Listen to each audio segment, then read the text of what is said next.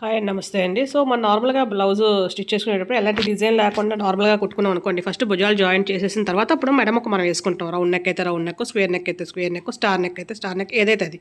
అలా కాకుండా మనం డిజైన్స్ పెట్టామనుకోండి. యాక్చువల్గా ఇప్పుడు నేను చూపించేది బ్లౌజ్ ఏంటంటే డిజైన్ బ్యాక్ నెక్కి డిజైన్ పెట్టాను, అలాగే ఫ్రంట్ నెక్ కూడా డిజైన్ పెట్టాను. సో అలా డిజైన్ పెట్టినప్పుడు మనం నెక్ దేనికి దానికి వేసుకుంటాం కదా. బకర వేసుకుంటాం, బకర వేయకపోతే అలా రకరకాల ప్రాసెస్లు అయితే ఉంటాయి కదా. సో అలా వేసిన తర్వాత అప్పుడు భుజాలను ఎలా జాయిన్ చేయాలి, మరి ముందు దీనికి భుజాలు జాయిన్ చేయడం కావదు కాబట్టి. సో ఇప్పుడు నేను చూపించేది మీకు ఫ్రంట్కి నేను వెనకాల లోపలికి బకరం వేసాను కదా. అప్పుడు వేసుకున్నప్పుడు లైనింగ్ వేసాను కదా మెడముక్కకి, ఆ లైనింగ్ కొంచెం ఎక్స్ట్రాగా ఉంచాను చూడండి. అయితే ఇది ఫ్రంట్ ముక్కకైనా ఉంచవచ్చు, బ్యాక్ ముక్కకైనా ఉంచవచ్చు, బ్యాక్ పార్ట్కైనా ఉంచవచ్చు, ఏదో ఒకదానికి ఉంచితే సరిపోద్ది అనమాట.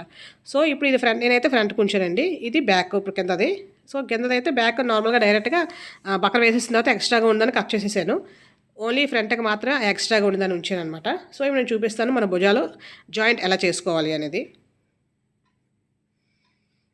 సో ఇలా వేస్తాం కదా, ఇది లైనింగ్ పైకి కనిపిస్తుంది, కిందది నార్మల్గా భుజాలు పైకి కనిపిస్తుంది. ఇలాగా ఒక దాని మీద ఒకటి పెట్టేసి డైరెక్ట్గా వేసేసుకోవచ్చు. కానీ మనకు ఆ దారపోగులు వచ్చినట్టు పీసు అలా కనిపిస్తుంది కదా, పీసులాగా అలా కాకుండా నీట్గా రావడం కోసం సో ఇలా పట్టుకొని ఇప్పుడు ఏదైతే ఇక్కడ ఇలా రెండు పట్టుకున్న తర్వాత ఏదైతే ఎక్స్ట్రాగా ఉందో పార్ట్, అదే buckram part, buckram plus lining, buckram అవసరం లేదు, లైనింగ్ ఎక్స్ట్రా ఉంటే సరిపోతుంది.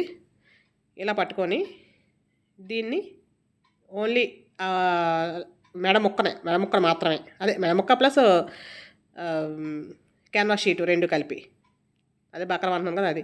సో అలా పట్టుకొని అలా అటువైపు తిప్పేసి అప్పుడు మనం కుట్టేసుకోవాలి.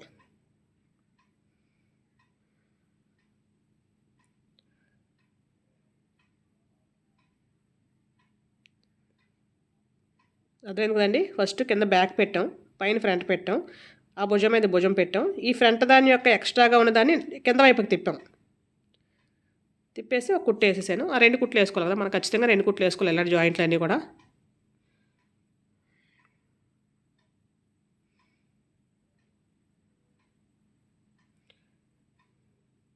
ఇంకో కుట్టు వేస్తున్నాను, రెండో కుట్టు. ఇది కూడా వేసేసిన తర్వాత ఇప్పుడు ఎక్స్ట్రాగా ఏదైతే మనకి లైనింగ్ పార్ట్ ఎక్స్ట్రాగా ఏదైతే ఉందో కనిపిస్తుందో బకరం ఆ క్యాన్వాస్ షీట్ కూడా మనం కట్ చేసేసుకొని ఇప్పుడు దీన్ని ఎలాగున్నదాన్ని మళ్ళీ అలాగా తిప్పేసుకోవాలి.